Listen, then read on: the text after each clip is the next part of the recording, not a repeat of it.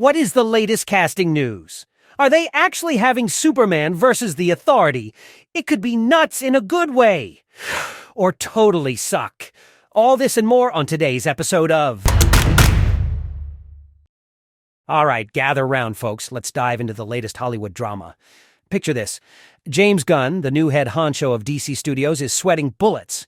Why, you ask? Well, it seems that The Flash didn't quite flash in the pan at the box office, as Warner Brothers had hoped. So now all eyes are on Gunn and his sidekick, Peter Safran, as they scramble to make Superman Legacy the next big thing. Now here's where it gets juicy.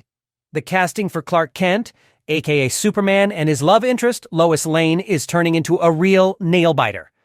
Gunn, in his infinite wisdom, decided to pair up 6 hopefuls and let them duke it out over a weekend. I mean, who needs reality TV when you have this? The contenders? Nicholas Hoult and Rachel Brosnahan, Tom Brittney and Phoebe Dynevor, and David Corenswet and Emma Mackey.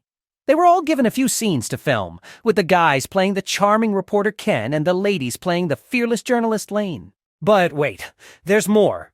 And the next day, the guys were back at it, this time dressed up as Superman. But plot twist, only Emma Mackey was called back to play Lane. Now, before you start placing your bets, sources say that doesn't necessarily mean she's the front runner, but come on, we all know how this works. Now, let's talk about the elephant in the room, the Authority. According to The Hollywood Reporter, this super team is the big bad. They're not your average, everyday superheroes. No, these guys are the seasoned veterans, the ones who've seen it all. They've been saving the world while Superman was still learning to fly.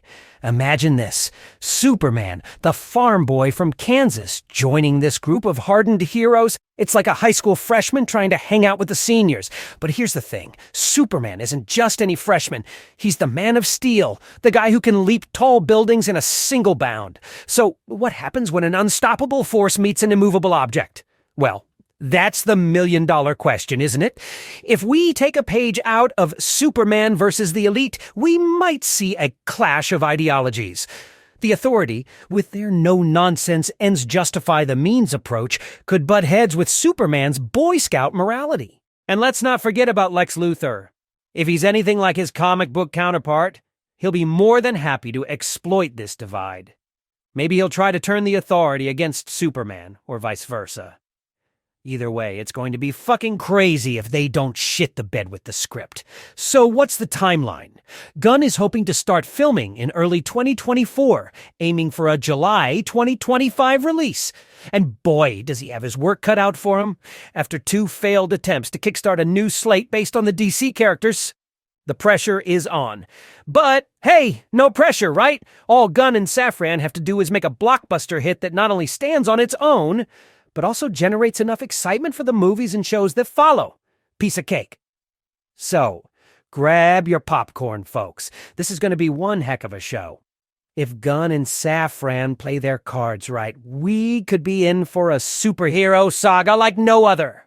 One where the line between hero and villain isn't so clear and where every decision could change the fate of the world. Now, wouldn't that be something? A DC film that does not actually suck.